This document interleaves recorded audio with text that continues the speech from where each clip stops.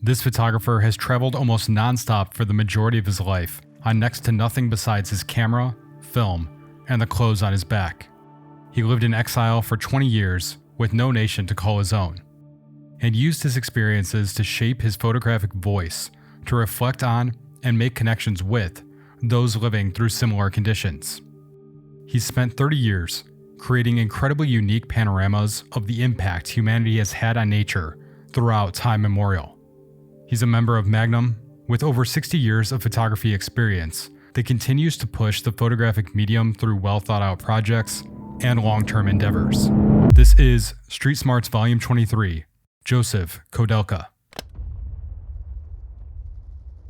Josef Koudelka found that travel was the most essential part of following through with what he wanted to accomplish with his photography. He's been doing so for over 50 years, claiming, "I never stay in one country more than 3 months. Why? Because I was interested in seeing, and if I stay longer, I become blind." To do this, he lived on next to nothing. "I didn't need much. A good sleeping bag and some clothes. 1 pair of shoes, 2 pairs of socks, and a pair of trousers for a year. 1 jacket and 2 shirts lasted me for 3 years. It's through his travel that he found the connections with the people he wanted to photograph, as they all have in some way, including himself, been in exile together. To be in exile is simply to have left one's country and to be unable to return. Every exile is a different personal experience. The photos that forced his own exile upon him were of the Soviet invasion of Prague in 1968. He photographed this event not as a journalist, but as a Czech who wanted to document a moment of duress being brought upon his fellow citizens by the USSR. Koudelka speaks of this event as a once-in-a-lifetime experience that he had never photographed anything similar to before or after. "I just took the photographs, but I didn't develop them. There wasn't time for that. It was only later that I processed everything. I left some photographs behind with my friend Anna. Through Anna, these negatives made their way into the hands of Elliot Erwitt, who was the president of Magnum at the time. Magnum then developed, printed, and distributed these photos worldwide as part of publications that would be released on the 1-year anniversary of the invasion to show what had happened in Czechoslovakia. At the time, they were published under the name PP, standing for Prague Photographer, as a way of protecting his identity, but the members of Magnum advised Koudelka that he should not return to Prague. Koudelka's growing fear that he would face persecution in his home country after the release of these photos led him to seek political asylum in London in 1970. These photos eventually allowed Koudelka to become a member of Magnum. Joining Magnum gave Koudelka access to photographers and friends around the world that could help him with places to stay and access to local communities. Many times, the communities he engaged with were made up of people living in exile similar to himself. He took on the endeavor of photographing these communities without any goal of making money or working on paid assignments, but in pursuit of personal projects to learn about these people and help others experience their lives through his lens. To further follow his goals in a way that he saw fit, he says, "I try to avoid owning anything. I didn't pay rent. I realized that I could travel on the money that I would spend on a flat. What I needed most was to travel, so that I could take photographs. I knew that I didn't need much to function, some food and a good night's sleep. I learned to sleep anywhere and under any circumstances." One of the groups he chose to photograph, before his exile had begun and later during it, were those of Roma communities throughout Europe, in a project titled Gypsies. Koudelka's minimalist lifestyle made it easy for him to pack up and move between different groups of these communities to make images to show how they lived out their day-to-day lives. The photographs were made over nearly a decade from 1962 to 1971, all over Europe in Czechoslovakia, Romania, Hungary, France, and Spain.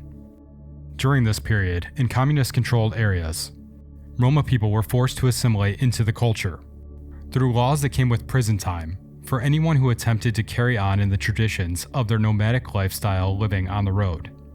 According to Jan Ort, a Romani studies scholar, Romani people, in this story, seem to be defenseless victims who fought for ethno-cultural self-determination.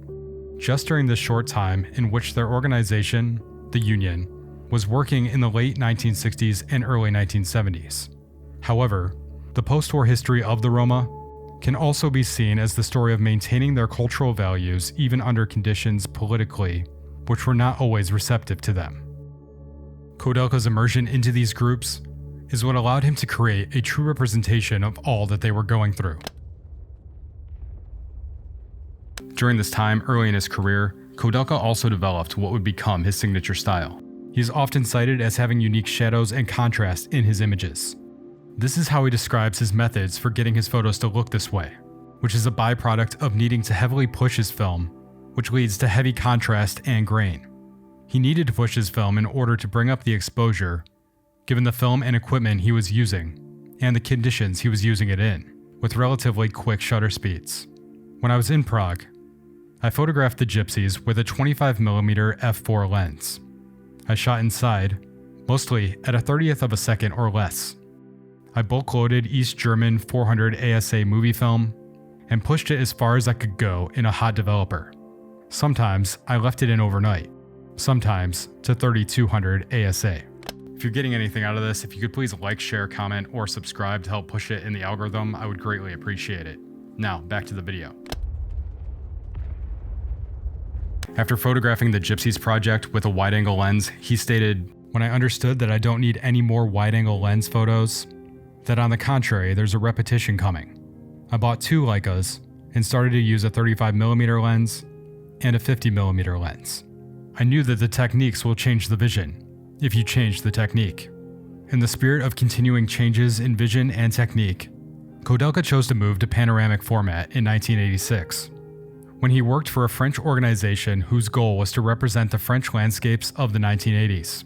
Koudelka chose to photograph these landscapes in a way that showed them in contrast to the industry that sat upon them. "I was always trying to find beauty in places where others don't see it, without taking up environmental cause. I am pleased if my photographs draw attention to their violation." That beauty is found in his images that contain the factories, roads, power lines, and power plants that dot spanning plots of French earth.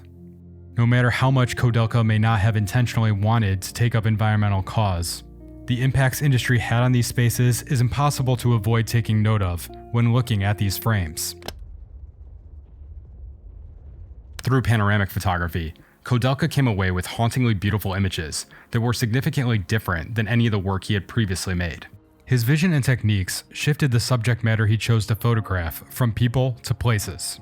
Everything he photographed in the French Landscapes project was leaned into more heavily with future projects, including that of the Black Triangle region. This area lies between Poland, Germany, and the Czech Republic, and the project marked the first time Koudelka returned to Czechoslovakia after seeking political asylum. His photos of this region show the impacts humans have had on the environment through open-cast mining. These effects include the destruction of over 50% of the region's coniferous forests between 1972 and 1989. In 1999, Koudelka's photo book titled Chaos was released.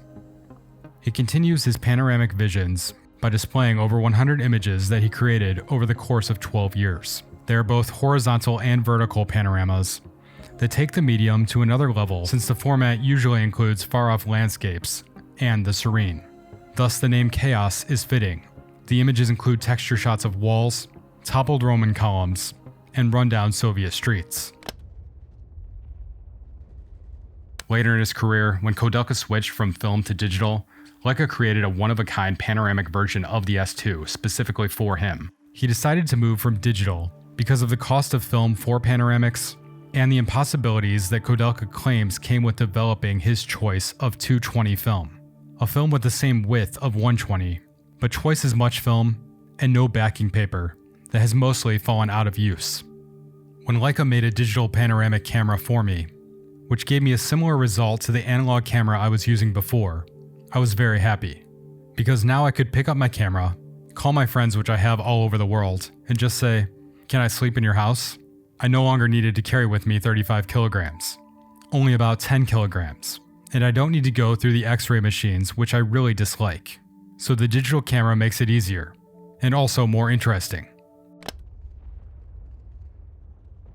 Shooting Holy Land is both a photo book and a documentary that Koudelka worked on during his 70s. For this project, Koudelka, along with photographers Stephen Shore, Fazil Sheikh, and Thomas Struth, among others, were invited to create projects in Israel and Palestine that presented their own viewpoint on the complicated region. At first, Koudelka did not accept the invitation to join this project because he felt the region had not significantly impacted him. Once he began to compare and contrast the wall that separates the contested area, he saw the similarities that existed between it and the Iron Curtain of the Soviet Union.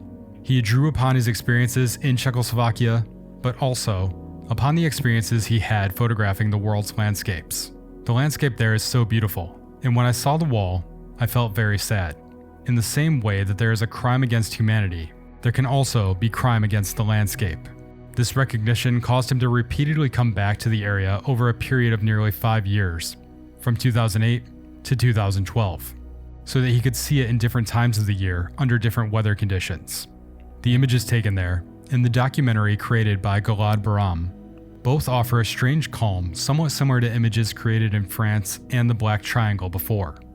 While you know this is an area of tension and conflict, it's odd that some amount of peace comes when looking at this work. This book embodies 30 years of Koudelka's trips to nearly 200 archaeological sites around the Mediterranean. From Tunisia, Libya, and Spain, to Greece, Italy, Turkey, and Syria. Much like his other work captured after a certain point, these images are all black and white panoramic photos that converse with the convergence of transformation and destruction brought on by humans and nature that we can interact with during our lifetimes. The bleak images force these thoughts on their viewers, as they are not majestic visions of the long-lost beauty often associated with antiquity, but a tragic look at what remains left behind and forgotten. Photography is so easy, he says. You just press the button. But photography is so difficult. There are some photographers, a few, who have got a vision. There are many more who have got a certain style. What is style? It is, I think, where you were born, how you grew up, what sort of parents you had, the education you got, whatever happened to you, and how you finally got to a certain point. Style you can copy very easy. Vision, not really. Thank you for watching. Until next time, keep developing.